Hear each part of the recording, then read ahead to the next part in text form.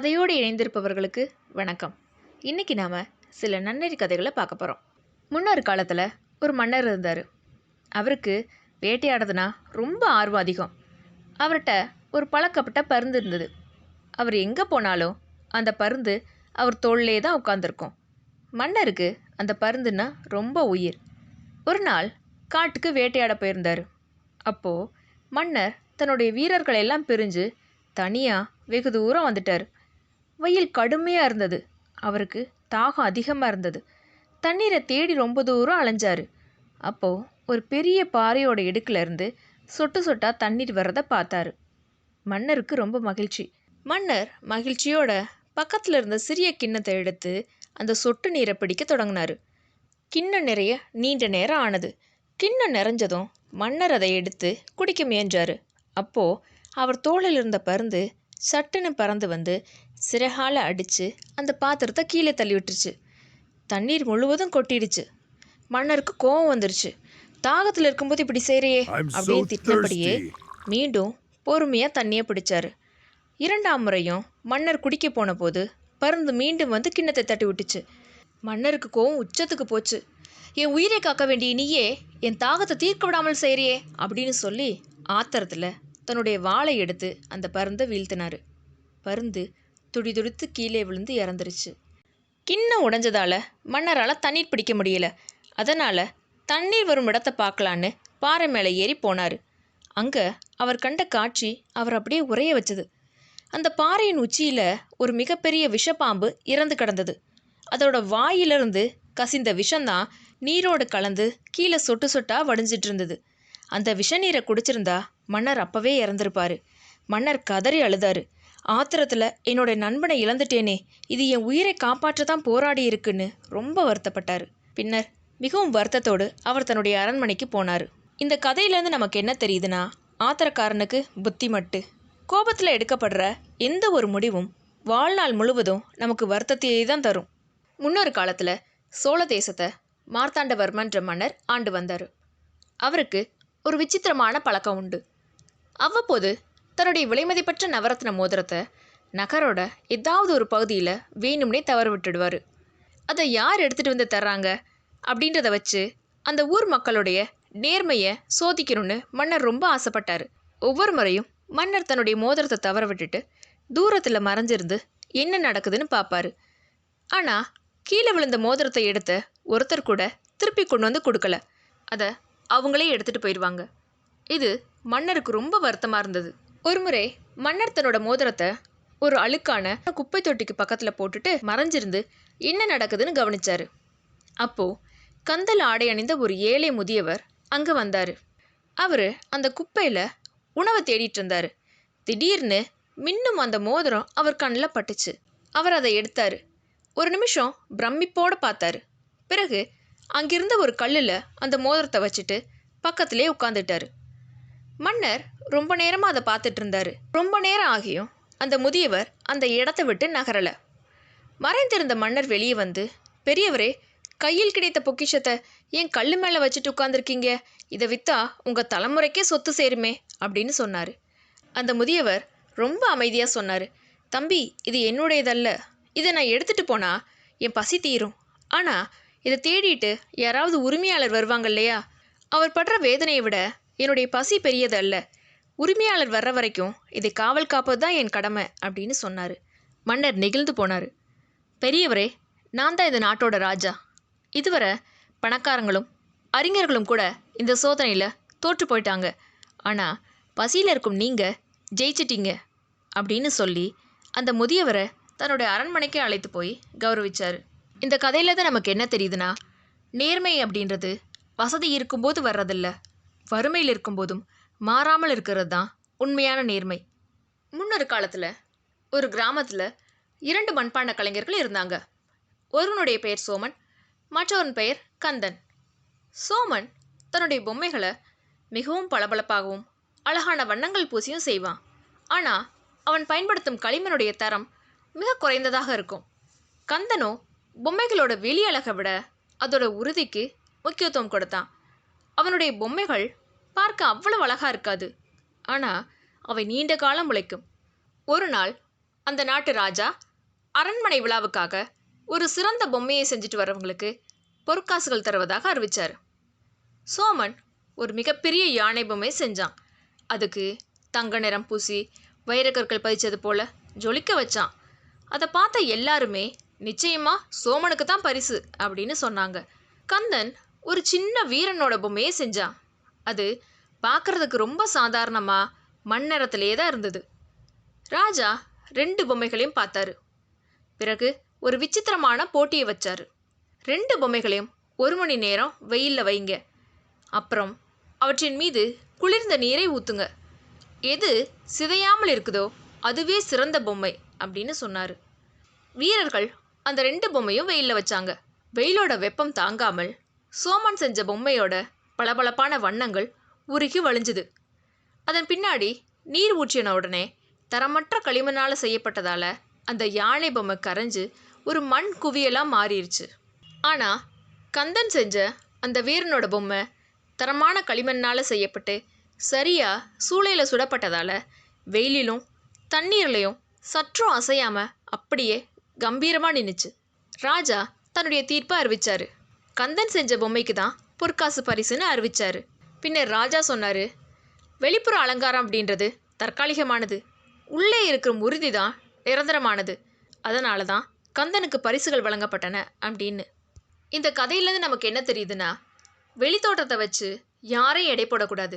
தரம் மற்றும் நேர்மை இல்லாத அழகு நீண்ட காலம் நிலைக்காது. குணமே ஒரு மனிதனுடைய நிரந்தரமான அழகு.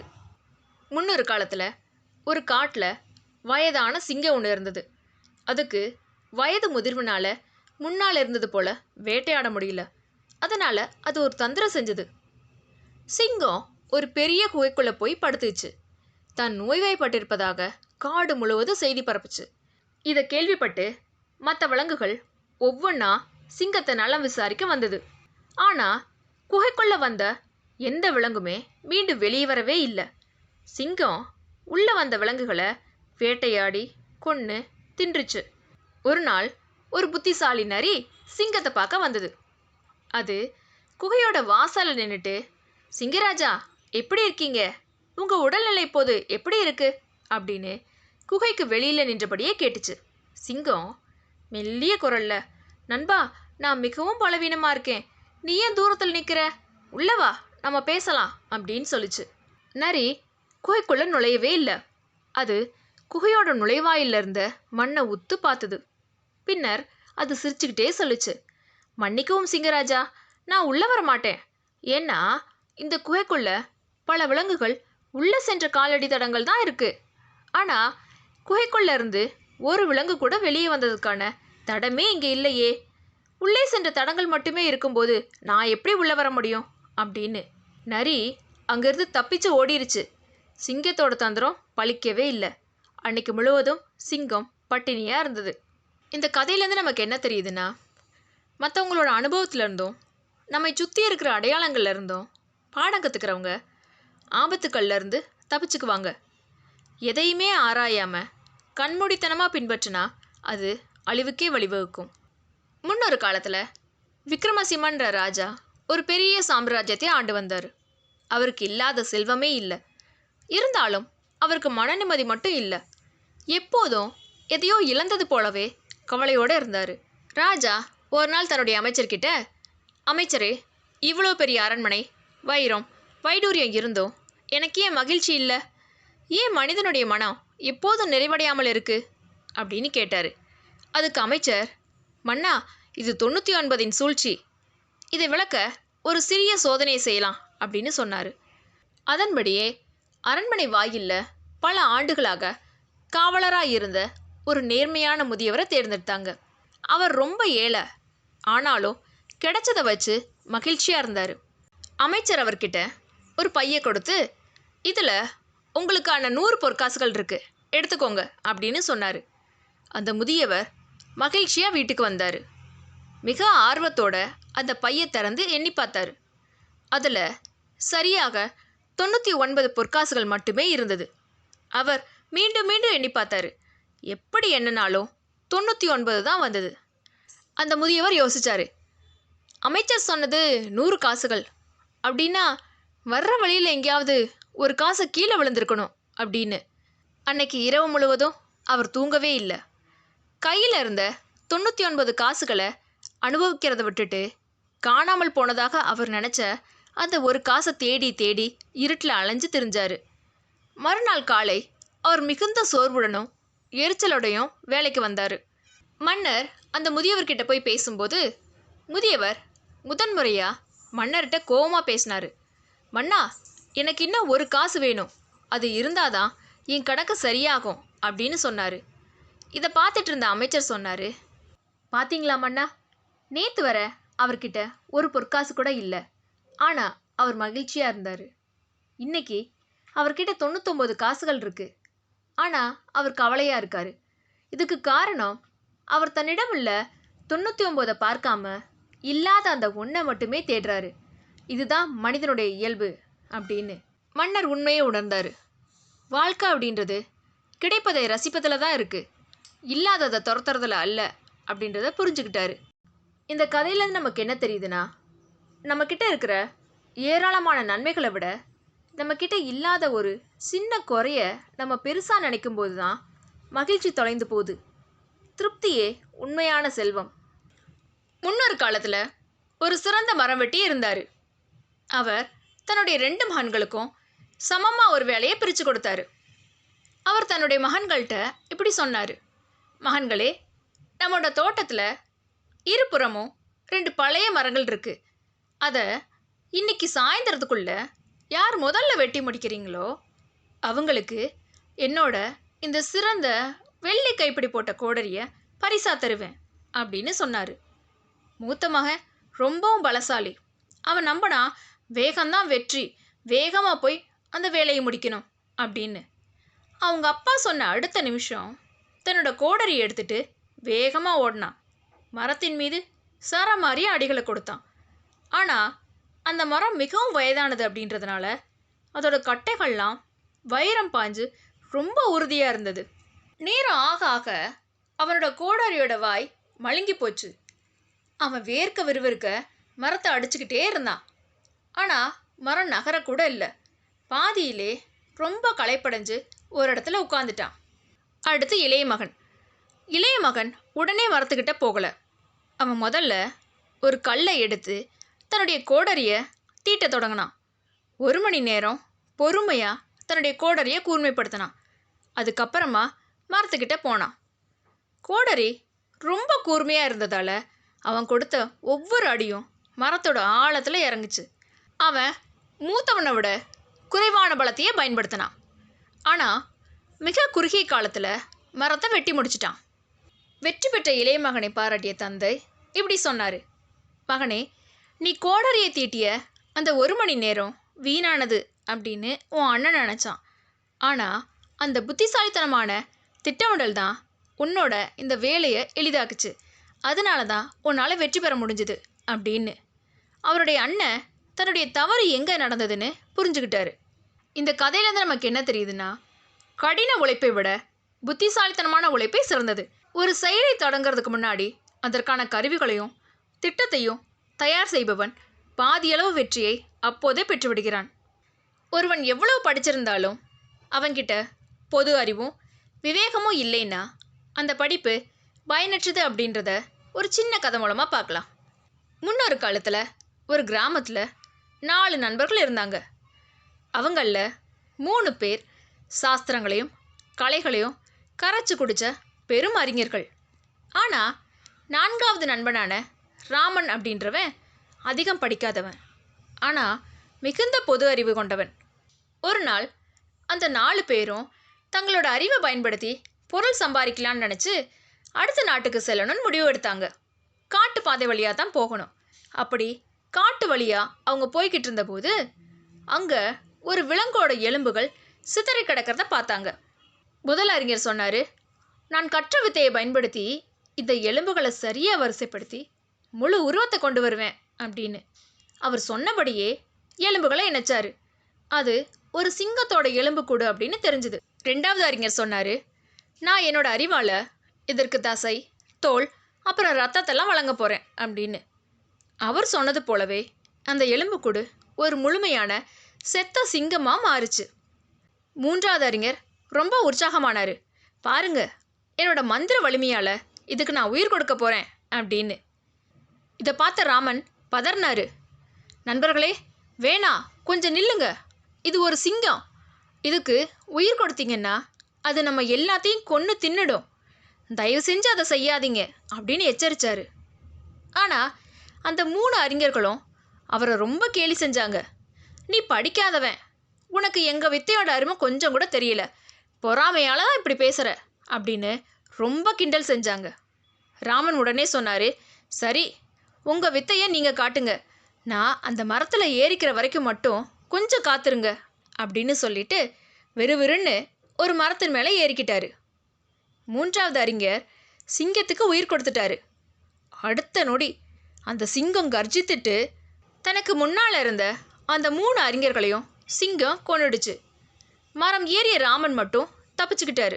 இந்த கதையிலேருந்து நமக்கு என்ன தெரியுதுன்னா, வெறும் புத்தக படிப்பு மட்டும் ஒருவர் அறிவாளியாக்காது. எந்த சூழலில் எப்படி செயல்படணுன்ற பொது அறிவும் விவேகமுமே ஒரு மனிதனை ஆபத்திலிருந்து காப்பாற்றும். முன்னொரு காலத்தில் ஒரு வயதான மன்னர் தன்னுடைய தேசத்தை ஆண்டு வந்தார். அவருக்கு பிள்ளைகள் இல்லாததால் நாட்டு மக்களில் ஒருவரை தன்னுடைய வாரிசாக தேர்ந்தெடுக்கணும் அப்படின்னு முடிவு செஞ்சார். அதுக்காக ஒரு விசித்திரமான போட்டியை அறிவித்தார். நாட்டில் இருந்த எல்லா இளைஞர்களுக்குமே ஒரு விதை கொடுக்கப்பட்டுச்சு. அப்புறம் மன்னர் இப்படி சொன்னார், யார் இந்த விதையை நட்டு 1 வருஷம் கழித்து மிகச்சிறந்த முறையில் வளர்த்து வரீங்களோ அவங்களுக்கே இந்த அரியணை அப்படின்னு சொன்னார். கதிரவன் அப்படின்ற ஒரு இளைஞனும் அந்த விதையை வாங்கிட்டு போனான். அவன் அதை ஒரு தொட்டியில் நட்டு தினமும் தண்ணி ஊற்றி சூரிய ஒளிப்படும்படி வச்சு பராமரித்தான். ஆனால் 1 மாதம் ஆகியும் செடி முளைக்கவே இல்லை. 3 மாதங்களாச்சு, மண் அப்படியே இருந்தது.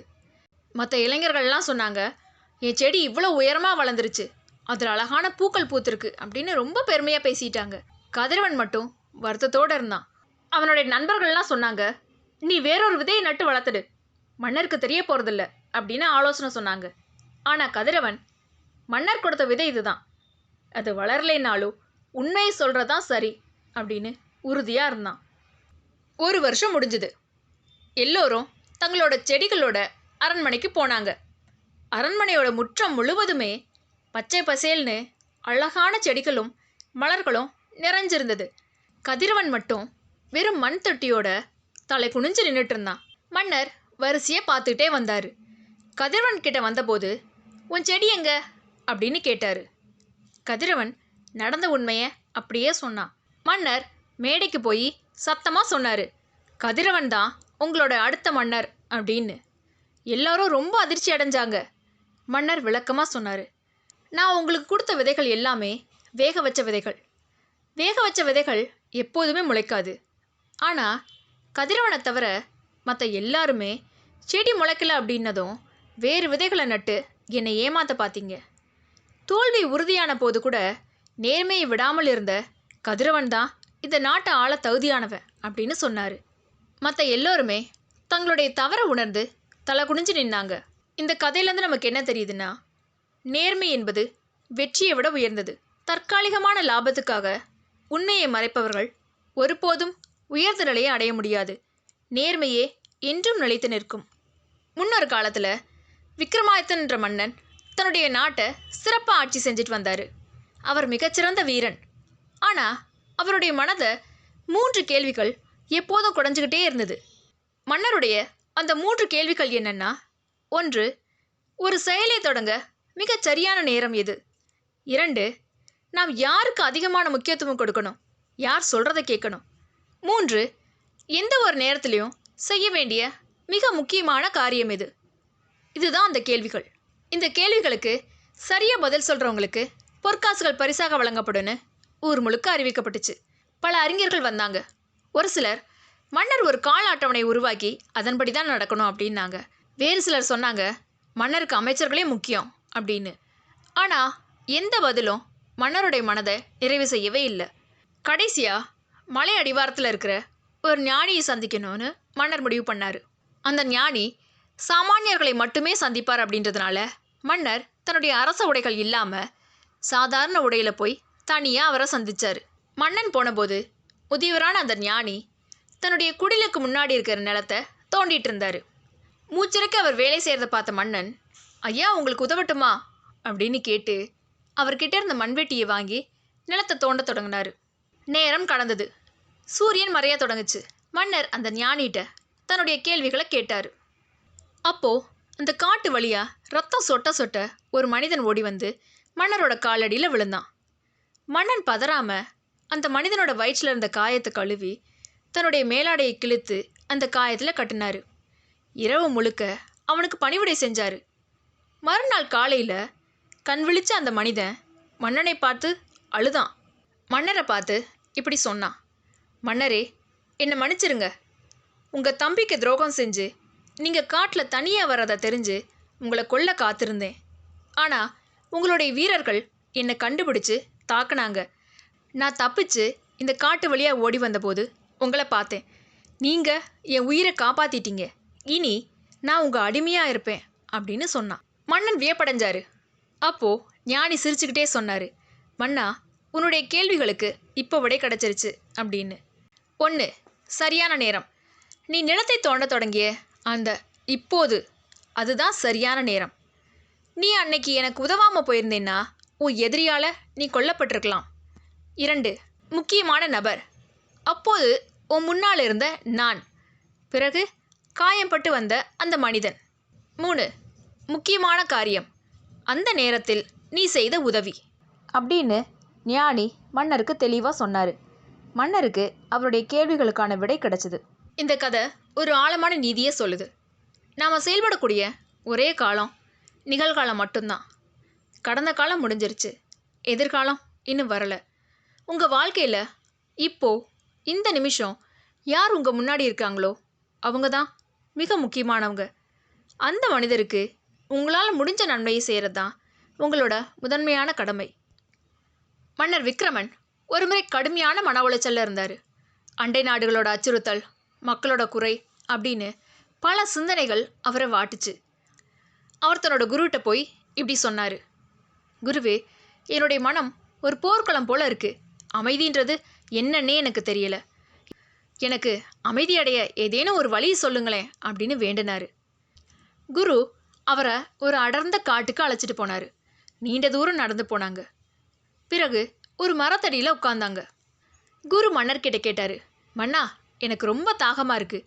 கொஞ்சம் தூரத்தில் ஒரு குட்டை இருக்குது, அங்கேருந்து எனக்கு கொஞ்சம் தண்ணி கொண்டு வா அப்படின்னாரு. மன்னர் ஓடி போய் அந்த குட்டையை பார்த்தாரு. ஆனால் கொஞ்ச நேரத்துக்கு முன்னாடி தான் ஒரு மாட்டு வண்டி அந்த குட்டையை கடந்து போயிருந்தது. அதனால் குட்டையில் இருந்த நீர் சேரும் சகதியுமாக கலங்கி போயிருந்தது. மன்னர் திரும்பி வந்து, குருவே அந்த தண்ணி ரொம்ப அழுக்காக இருக்குது, குடிக்க தகுதி இல்லாமல் இருக்குது அப்படின்னு சொன்னார். குரு சிரிச்சிட்டு, பரவாயில்லை, இன்னும் கொஞ்சம் நேரம் கழித்து போய் அதே குட்டையில் தண்ணி எடுத்துகிட்டு வா அப்படின்னு சொன்னார். மன்னர் மீண்டும் போனார். அப்போவும் தண்ணீர் கலங்களாகவே இருந்தது. இதே மாதிரி 3 முறை போயிட்டு திரும்பினார். 4வது முறை மன்னர் அங்கே போனபோது அவர் ஒரு அதிசயத்தை பார்த்தாரு. அந்த சேறு முழுவதுமே தானாக அடியில் தங்கியிருந்தது. மேலே இருந்த நீர் படிகம் போல தெளிவாகவும் சுத்தமாகவும் இருந்தது. மன்னர் ரொம்ப மகிழ்ச்சியோட அந்த நீரை மோந்துட்டு வந்து குருக்கிட்ட கொடுத்தாரு. குரு அந்த நீரை குடிச்சிட்டு மன்னரோட கண்களை பார்த்து சொன்னார், மன்னா இந்த நீரை போல தான் உன்னுடைய மனமும். பிரச்சனைகள் வரும்போது உன்னுடைய மனம் கலங்கி போகுது. அப்போது நீ அதை கட்டாயப்படுத்தி சரி செய்ய முயன்றா அது இன்னும் அதிகமாகவே தான் கலங்கும். நீ செய்ய வேண்டியதெல்லாம் அமைதியாக காத்திருக்கிறது தான். கொஞ்ச நேரம் பொறுமையாக இருந்தாலே தேவையற்ற கவலைகள் அப்படின்ற சேரு அடியில் தங்கிடும். அப்போது உன்னுடைய அறிவு தெளிவாக தெரியும். அதுதான் உண்மையான அமைதி அப்படின்னு. மன்னருக்கு தெளிவு வந்தது. அமைதி அப்படின்றது வெளியிலேருந்து தேடுறதில்ல, அது நமக்குள்ளே இருக்கும். குழப்பங்கள் அடங்கும் வரை பொறுமையாக காத்திருப்பதில் தான் இருக்குது அப்படின்னு. இந்த கதை நமக்கு என்ன சொல்லுதுன்னா, மனம் கலங்கும்போது அவசரப்பட்டு முடிவெடுக்காதீங்க. அமைதியாகவும் பொறுமையாகவும் காத்திருந்தா தெளிவான தீர்வு தானாகவே புலப்படும். இந்த கதைகள் உங்களுக்கு பிடிச்சிருந்ததுன்னா லைக் பண்ணுங்கள். உங்களுக்கு எந்த கதை பிடிச்சிருந்ததுன்னு கமெண்ட்டில் சொல்லுங்கள். மீண்டும் மற்றொரு கதையோடு சந்திப்போம். நன்றி.